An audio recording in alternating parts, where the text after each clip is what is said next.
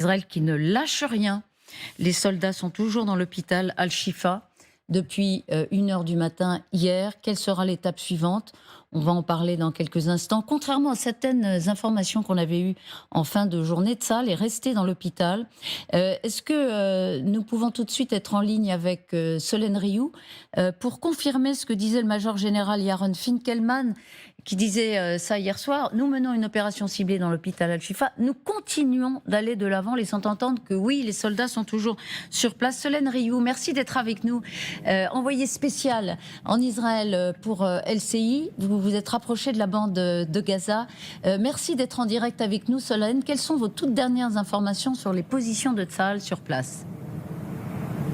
Eh bien écoutez, les toutes dernières informations qui nous parviennent du côté de l'hôpital Al-Shifa, c'est que Tsahal aurait réussi à rentrer une nouvelle fois, mais cette fois-ci par l'entrée sud de l'hôpital Al-Shifa. C'est en tout cas ce qu'ont affirmé les Palestiniens peu avant 23h heure française. Ils ont également dit avoir vu des bulldozers blindés des neufs, vous savez les doubis comme on les surnomme, qui sont capables de réaliser une large variété de tâches d'ingénierie de combat. Le chef du service des grands brûlés de l'hôpital Al-Shifa a d'ailleurs déclaré que ces bulldozers étaient utilisés pour évacuer les véhicules situés juste devant cette entrée de l'hôpital afin que les soldats de Tsahal puissent avancer avec leurs blindés. Il a également déclaré que des tirs avaient été entendus du côté sud de l'entrée de l'hôpital cette nuit. Merci infiniment, Solène Rioux, en direct pour LCI. Bonne journée à vous, Didier François. On va regarder cette carte de l'enceinte de ce groupe hospitalier. On le rappelle, ça n'est pas un bâtiment, c'est un immense centre hospitalier. Est-ce que vous pouvez nous préciser, si c'est possible, où sont les soldats israéliens et quels sont leurs objectifs du jour? Alors, les soldats, ils sont, vous voyez, le bâtiment principal au centre, c'est le jaune, urgence. Hein, c'est là aussi qu'il y a les admissions et l'administration qui sont installés, avec deux points d'accès. Celle qui a été utilisée par les Israéliens pour rentrer dedans, ils sont arrivés par l'Est, par le camp de réfugiés. Parce que, en fait, ce qui a été dénommé camp de réfugiés sur la carte est en fait l'endroit où la population qui était autour est venue trouver refuge, sont des déplacés qui s'étaient cachés dans l'enceinte de l'hôpital pour éviter les bombardements, puisque l'hôpital n'était pas bombardé. Et donc il y a beaucoup de gens qui se sont installés là, qui ont mis des tentes, qui ont tiré des toiles pour se protéger de la pluie, pour installer de quoi faire un peu à manger, de se protéger, de quoi dormir, etc. Et donc, alors au nord, vous avez en orange le bloc chirurgical, au sud la maternité. Donc pour l'instant, les Israéliens sont rentrés, ont vérifié et fait ce qu'on appelle une fouille opérationnelle. Donc dans tous les étages, dans tous les corridors, sortant les gens et le personnel hospitalier avec des détecteurs de métaux et des caméras de reconnaissance faciale pour voir s'il n'y avait pas des gens du Hamas qui se cassaient dedans. Ça, ils l'ont fait aux urgences. Ils sont en train de le faire en chirurgie. Et il y a encore une dizaine de bâtiments qui doivent être voilà, ce qu'on appelle vérifiés, en tout cas, comme cela. Ensuite, ils ont fait un petit peu les sous-sols de ces bâtiments, mais ils n'ont pas encore attaqué la question des tunnels. Voilà. Et ça risque de prendre du temps. Donc voilà. Ça ne veut pas dire qu'il n'y ait pas de tunnel. On n'en sait rien pour l'instant. Mais pour l'instant, ils ne s'attaqueront vraiment aux infrastructures souterraines qu'à partir du moment où ils se seront assurés qu'en surface, il n'y a plus de danger et de risque. Et donc ça va prendre du temps, parce que c'est une opération de force spéciale. Il faut bien voir ça avec des chiens pour les explosifs, parce que les risques... Voilà. Donc nous, on pense on serait journalistes, on rentrerait, on ouvrirait la porte, on descendrait, on irait voir. Les militaires, ils font pas comme ça. Voilà. Alors, ça m'intéresse ce que vous dites, parce que question de néophyte, on se dit, en une journée, c'est fait. C'est plié, ils sont allés partout. Imaginons que c'est l'hôpital La Pitié-Salpêtrière à Paris. On connaît, par exemple, la vasteté de ce complexe. Mais enfin, c'est pas non plus évident. Nous, on aurait fait ça comme ça. Pourquoi c'est si long? Parce que justement, ils mettent en place, vous voyez, avec les bulldozers et des chars, ils sont en train de mettre en place autour du secteur un périmètre de sécurité qui leur permettent d'appuyer, parce que pour l'instant, à l'intérieur de l'hôpital, il y a des unités de forces spéciales qui font ce qu'on appelle une fouille opérationnelle. Ils sont avec des chiens et des démineurs, et ils essayent d'ouvrir porte après porte, en s'assurant qu'elles ne sont pas piégées, etc., pour une progression, et au fur et à mesure. Donc on commence par le haut, on s'assure qu'au-dessus de nous, il n'y a plus de danger, en général, quand on fait ce type d'opération. Et donc là, c'est ce qu'ils ont fait, par exemple, sur l'hôpital des urgences, et qu'ils commencent à faire sur le bâtiment chirurgie. Ils vont le faire sur les maternités, et ensuite... petit à petit, on descend, quand on est certain que dans le dos, il n'y a plus rien. On commence à avancer doucement. Et c'est pour ça qu'ils ont amené des chars et des bulldozers pour nettoyer les environs, parce qu'à l'extérieur de ces unités... Qu'est-ce qu'on fait avec des bulldozers dans une enceinte hospitalière, sinon détruire des bâtiments? Alors, ils ne vont pas détruire des bâtiments. C'est ce que nous a expliqué Solène Rioul. Ce qu'ils sont en train de faire, c'est de dégager avec les bulldozers les véhicules qui sont au milieu de la cour, etc. et de faire des remblais sur lesquels vont se poser les gens de l'infanterie qui, eux, ne font pas la fouille. Ils sont à l'extérieur pour sécuriser le périmètre, d'accord, et s'assurer qu'il n'y a pas d'attaque pendant ce temps. Et faire rentrer des chars, parce qu'il y a 3 chars d'un côté, 1 char de l'autre, qui sont en appui sur les bâtiments, au cas où il y aurait Donc ils sont en fait en train de faire une opération extrêmement systématique, en protégeant la vie de leurs opérateurs, ce qu'on appelle les opérateurs des forces spéciales, et donc ça va prendre du temps. Mais ils présument que derrière chaque porte, de chaque bâtiment, de chaque étage, il peut y avoir un danger. La planification d'une opération de cette nature, la planification d'une opération spéciale, c'est de la méthode. De toute opération d'ailleurs. C'est vraiment, on part de toutes les hypothèses qu'on a en fonction des renseignements, et à partir de là, on regarde ce qu'on appelle les cas, enfin voilà, on fait son concept d'opération, et ensuite on regarde tous les cas non conformes. Tout ce qui pourrait arriver, qui ne serait pas prévu, et comment on y répond. Donc c'est extrêmement lourd, et c'est extrêmement procédurier. Voilà. Ben, je comprends mieux pourquoi, et sans doute aussi ceux qui nous regardent, pourquoi ça va prendre tant de temps. Parce qu'hier, il y a eu des informations, vous l'avez peut-être vu, les journalistes de l'AFP nous avaient fait savoir que des soldats et chars israéliens s'étaient retirés pour se repositionner. En réalité, pas du tout. Il y a peut-être eu des rotations. Voilà, exactement. Mais ça va prendre des jours. À ce rythme-là, ça va prendre en effet un temps certain. Pour sécuriser et ne pas laisser le moindre interstice de l'hôpital qui n'aura pas été vérifié par ça. C'est vrai que pour l'instant, ce qu'on voit, c'est pas bouleversifiant, comme on dit, mais ça va prendre du temps c'est pas bouleversifiant. Et c'est normal que d'ailleurs on voit assez peu de choses, et pour l'instant on dit c'est très maigre, les images montrent que quelques armes, mais parce que, comme Didier vient de l'expliquer, ça va prendre un temps fou. Et puis il y a un autre aspect, c'est qu'en termes de communication et d'image internationale, ils peuvent pas détruire l'hôpital. Donc ils peuvent pas, bien sûr, ils n'ont pas le droit, et puis même s'ils voulaient y aller un peu plus fort, là, tous les regards mondiaux sont sur cette, et notamment les Américains, regardent de très près ce qui se passe dans l'hôpital, et donc ils sont obligés d'aller très lentement dans les étages, puis dans les tunnels, en n'abîmant pas trop l'hôpital. Alors, on va essayer de comprendre ce qu'ils ont trouvé maintenant, au moins en 24 heures. On comprend bien que on ne peut pas du tout dire que l'opération est terminée, que le butin, entre guillemets, pour l'instant, était complètement établi. On va attendre. Mais tout de même, on va vous indiquer ce qui a déjà été... en tout cas annoncé comme découverte par Tsahal. Sachez que hier, le ministère de la Santé du Hamas a affirmé qu'Israël n'avait trouvé aucune arme dans l'hôpital d'Al-Shifa. Or, avec pour objectif encore et toujours sans doute de légitimer son opération militaire, l'armée israélienne a diffusé 7 minutes de déambulation de ses forces spéciales ou certains membres de ces forces spéciales dans l'hôpital pour documenter les découvertes. Jade, vous avez regardé, merci de nous rejoindre, des armes, mais pas seulement aussi, d'ailleurs, du matériel. Vous avez regardé cette vidéo, vous avez compilé toutes les informations. Alors, qu'est-ce qu'on peut dire ce matin des découvertes de Tsahal dans l'hôpital? Alors, vous allez la voir, la vidéo, effectivement, publiée par Tsahal sur Twitter. Alors, c'est Jonathan Conricus, qui est soldat et porte-parole de l'armée israélienne, qui fait cette visite guidée. Al-Shifa, c'est le plus grand complexe hospitalier de Gaza. Il y a donc plusieurs bâtiments. Là, vous allez le voir, on est dans le bâtiment de la radiologie, c'est-à-dire qu'on est juste derrière le bâtiment principal. Ce n'est pas celui qui a fait l'objet de l'assaut principal. Alors, il avance d'abord dans une première pièce. Il monte cette IRM, on voit très clairement l'appareil, et vous allez voir ce qu'il a découvert derrière quand il est entré dans cet hôpital. Écoutez. Et que vous l'éclairez, vous pourrez voir de l'équipement militaire. Il y a un AK-47, des cartouches, des munitions, il y a des grenades ici, des uniformes bien sûr. Tout ceci était caché derrière l'IRM.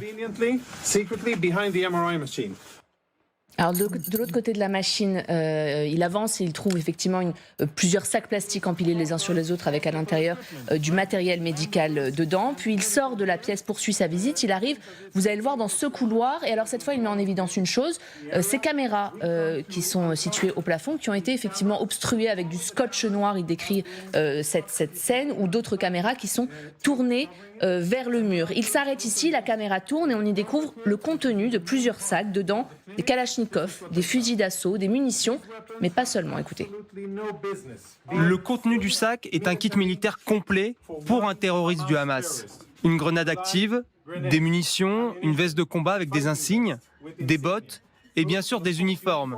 Et enfin, mais pas des moindres, un AK-47 standard. Le tout se trouve à l'intérieur de l'hôpital, caché dans une zone sécurisée. Alors d'autres placards ont été fouillés et sont présentés justement par le porte-parole de Tsahal avec des munitions. Ce gilet par exemple que vous voyez, où on voit très bien inscrit dessus Brigade Al-Qassam, donc un gilet appartenant aux terroristes du Hamas. Enfin, en plus de tout ce matériel militaire, le porte-parole de Tsahal montre cette radio, ces disques durs, cet ordinateur portable qui a été flouté par Tsahal. Hein. C'est pas nous qui avons flouté cette image sur la vidéo. Un ordinateur, dit-il, en cours d'analyse, qui pourrait détenir des renseignements importants. Tout cela est minutieusement, bien sûr, séquencé dans cette vidéo de 7 minutes avec exactement les mêmes codes que pour la vidéo d'Al-Rantissi qu'on vous a présentée ici il y a 2 jours. Précision, le bâtiment présenté ici, ce n'est pas celui au cœur de l'incursion de Tsahal. Donc il y a effectivement 2 grilles de lecture. Soit Tsahal n'a trouvé que ça, soit on est au tout début de ce qu'on risque de découvrir sur les jours à venir. Pour le moment, vous l'avez dit, aucune trace de tunnel. Ici aussi, contrairement à l'hôpital d'Al-Rantissi, aucune trace d'otages, mais selon le lieutenant-colonel Richard Hitch, l'hôpital Al-Shifa n'était absolument pas axé sur les otages. Nous nous sommes concentrés sur l'apport de renseignements et le démantèlement de certaines capacités militaires sur lesquelles nous disposions de renseignements. Voilà donc pour cette vidéo. On n'a pas eu d'informations précises sur des arrestations de combattants terroristes du Hamas. On verra d'ailleurs, c'est intéressant, on essaiera de comprendre pourquoi. Mais pour l'instant, ce sont essentiellement des matériels qui sont montrés. Merci Jade. Je voudrais saluer Pierre Aski qui nous a rejoint. Par parenthèse, Lucas Manger, en vous attendant, disait il est un peu en retard, il a dû fêter les audiences de France Inter. Félicitations. Merci. J'imagine que votre chronique est encore... J'aurais pu, mais j'attendais un taxi sous la pluie, dans les embouteillages parisiens, donc c'était moins drôle. Merci en tout cas de nous avoir rejoints. On vous laisse reprendre vos esprits. Ariane Bonzon, on serait tenté, sans doute, assez rapidement, en voyant cela, dire bon, voilà, ce sont effectivement des découvertes d'armes. Il y avait des armes dans l'hôpital. Mais est-ce que c'est le trésor caché du Hamas ? Est-ce que ça n'est pas un peu décevant ? On sait que l'enjeu, justement, de ce qui se cache sous cet hôpital est clé. Pour plusieurs raisons. D'abord, rappelez-vous, l'armée israélienne a fait sortir une vidéo très, très sophistiquée, en projetant ce qu'il pouvait y avoir, des salles de commandement, un grand drapeau. D'ailleurs, il y a une petite erreur, ils ont mis le drapeau de l'Arabie Saoudite plutôt que le drapeau du Hamas. Mais enfin bon, ils ont fait tout un montage de ce qui pouvait être sous... Alors ça, c'est... Bon, évidemment, maintenant, il faut qu'ils prouvent qu'il y ait quelque chose. En fait, bon, on ne sait pas encore, hein, il y a peut-être, effectivement. La seconde raison, c'est... il y a une déclaration de Kirby l'Américain... De John Kirby, le porte-parole de la sécurité nationale. Qui a, lui, affirmé aussi que il y avait des centres de commandement sous l'hôpital et que c'était des dépôts d'ammunition. C'est très important qu'il l'affirme. On se rappelle quand même que la parole américaine est extrêmement mise en doute dans le monde arabe, en particulier après Colin Powell, les déclarations de Colin Powell en 2003, qui avait dit qu'au fond, que Saddam Hussein tenait des armes de dissuasion massives. Donc la parole américaine est toujours sujette à caution. Donc là, il y a un enjeu qui se joue. Et il y a d'autant plus un enjeu qui se joue que l'article 19 de la Convention de Genève autorise, si je puis dire, vous savez que normalement, un hôpital civil, on ne doit pas le frapper. On ne doit pas bombarder, on ne doit pas le frapper. Mais l'article 19 dit que cette protection qui est due aux hôpitaux civils peut cesser s'il a été fait usage de ces bâtiments en dehors des devoirs humanitaires, c'est-à-dire pour procéder à des actes nuisibles à l'ennemi. Donc là, il y a aussi cet enjeu qui existe. Et puis j'ajouterais une petite chose par rapport à ce que disait tout à l'heure Didier, la méthode des commandants. Il y a aussi tout simplement que l'armée israélienne ne veut pas perdre plus d'hommes. Elle a quand même perdu déjà une vingtaine d'hommes, plus d'une vingtaine. 50 à l'instant. Ah oui, donc, Il dit 50 à l'instant, oui, 50. 50 hommes. Et que, il y a aussi ça. Et c'est-à-dire qu'il faut faire attention à ce que le score, les pertes ne soient pas trop nombreuses non plus. C'est déjà énorme, 50. Oui. Moi, j'étais encore dans un chiffre il y a une semaine, 23. Donc. C'est vrai que Tsahal, depuis le début, joue gros avec cette opération, très gros, parce que il n'y a pas énormément de précédents dans une guerre où on fait une incursion aussi spectaculaire dans un hôpital aussi important avec... alors c'est le Hamas qui donne ce chiffre ce matin, mais il resterait 2300 personnes. Alors patients, personnel, tout confondu. Sur 10 000 qui étaient un peu 10, 15 000 qui étaient au départ. Voilà, donc beaucoup moins, mais tout de même, c'est beaucoup. Mais c'est surtout c'est ceux qui ne peuvent pas se déplacer, donc c'est ceux qui sont le plus à risque. Et en plus, on n'a pas encore entendu parler d'évacuation de malades organisée par Tsahal. Donc effectivement, là, ils montrent ce qu'ils ont trouvé. Vous nous dites, on en est au tout début des découvertes. On verra, mais l'enjeu est gros.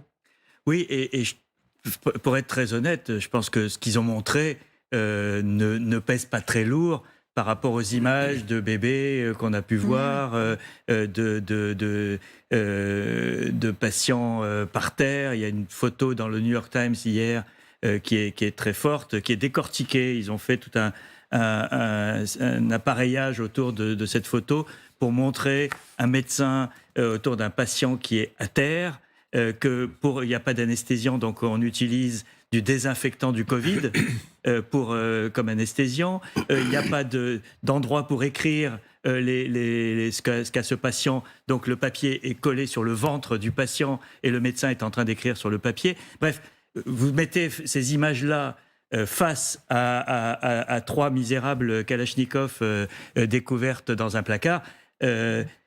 Pour l'instant, Tsahal a perdu la bataille de la communication. L'impact mondial de cette bataille d'Al-Shifa est phénoménal en termes d'impact négatif pour l'armée israélienne. Donc il y a effectivement tout ce que disait Didier qui est juste. Avant de descendre sous terre, les Israéliens veulent prendre toutes leurs précautions et protéger leurs hommes. Mais pour l'instant, le bilan est quand même très maigre par rapport à tout le fantasme qui a été organisé autour d'Al-Shifa, le quartier général souterrain, l'État. Qu'a confirmé, là encore, Washington. Mais bon, franchement, je ne sais pas d'où Washington tient ces informations. Il parle de ses propres renseignements. Oui, les renseignements militaires, mais on parle de zones qui sont enterrées. Il faudra voir ce que ça vaut. Mais pour l'instant, tout ça n'est que de l'affirmatif et face à des photos de bébés morts. Donc on parle d'émotions là, à l'échelle mondiale. Quand vous avez 2 millions de personnes qui manifestent dans les rues de Jakarta ou sur les campus américains, on n'est pas en train d'analyser les bilans militaires au millimètre. On est dans l'émotion. Et l'émotion, pour l'instant, elle est du côté palestinien. Mais des images qui n'impressionnent pas du tout le gouvernement israélien. Benjamin Netanyahou a encore répété hier qu'il n'y a pas 1 centimètre carré de Gaza qui ne serait pas exploré. Il y a de ce point de vue-là aucune concession dans le discours public d'Israël à cette émotion qui saisit effectivement une partie de la planète. Oui. Pas forcément toute la planète. Oui, et d'ailleurs, Didier François, oui, parce qu'en fait, l'émotion israélienne n'est pas du tout la même que celle de Jakarta, qui visiblement a moins d'émotion aux assassinats du 7 octobre qu'à l'hôpital. Donc c'est toujours ça le problème. Donc si on y va dans l'émotion, oui, effectivement. Voilà, et donc en fait, oui, il y a une logique militaire, c'est ce que vous dites, et que pour l'instant, pas que militaire, parce qu'on parle des émotions dans le monde arabe qui est réel, ça fait strictement aucun doute. Mais il y a aussi une émotion dans le monde juif et dans le monde en Israël qui est aussi au-delà de ce qu'elle était jusqu'à présent après l'assassinat et du 7 octobre et que étonnamment, enfin le problème de l'émotion, c'est qu'une émotion chasse passe l'autre. Et qu'on est dans un espèce de monde de zapping où plus personne ne raisonne et plus personne ne se met dans un cadre réel. Donc ça y est, c'est oublié, on passe à autre chose. Puis demain, ça sera encore... Et je veux dire qu'en émotion, c'est pas terminé l'affaire. Hein. Parce que la guerre, elle ne fait que commencer. Et donc, en fait, derrière les émotions, il y a quoi ? Il y a des logiques politiques. Il y a ceux qui, en fait, refusent de condamner les actes du Hamas et sont, en fait, en train de lui donner une protection. C'est ça, la vérité aussi. Y compris, parce que moi je veux bien, mais il n'y a pas d'équivalence entre arabes, musulmans et islamistes. Les islamistes ont tué plus de musulmans et plus d'arabes que n'en auront tué jamais Israël. Et c'est ça aussi aujourd'hui. Il ne faut pas tout mélanger. Non, je ne mélange pas tout. Il y a aussi des règles de la guerre. Oui, bien sûr. Non, mais je connais les règles de la guerre. Le droit humanitaire international. Je le connais. Et c'est ça qui est en cause aujourd'hui. C'est pas simplement. C'est pour ça que la question qui va se poser. Oui, sauf émotions. On parle du droit aussi. Mais là, on parlait d'émotion. C'est pas moi qui ai amené la question d'émotion. Bien sûr. Donc le droit, on le verra quand justement. Oui ou non, l'opération sera terminée. On parlera tout à l'heure. On a un problème encore une fois, si on veut... Alors je m'excuse, je passe toujours pour l'abominable sans cœur et sans larmes. Mais il y a un moment où le problème, c'est un problème de rythme. Et qu'on a toujours tendance, sur les plateaux de télévision, à vouloir tout régler en 24 heures. Et le problème, c'est qu'il y a une opération qui commence. Encore une fois, si les Israéliens ne sont pas capables de montrer ce qu'ils ont annoncé avant, c'est-à-dire qu'il y avait effectivement un quartier général sous l'hôpital ils seront dans une situation absolument invraisemblable, parce qu'ils auront roulé tout le monde dans la farine, et ça va se retourner gravement contre eux. Mais attendons au moins, ayons au moins l'honnêteté d'attendre la fin de cette opération, et de voir exactement ce qui sort. Oui, alors ce qui est vrai, c'est... permanence des polémiques toutes les 24 heures. Alors, polémique ou pas, pardon. Il s'adresse à la population israélienne. Quand il fait ce genre de déclaration, Netanyahou, pour l'instant, il n'y a pas de retournement, même s'il y a des manifestations, la marche de Tel Aviv à Jérusalem pour la libération des otages, mais il n'y a pas de retournement de la population contre l'opération, même sur l'hôpital Al-Shifa. Il y a des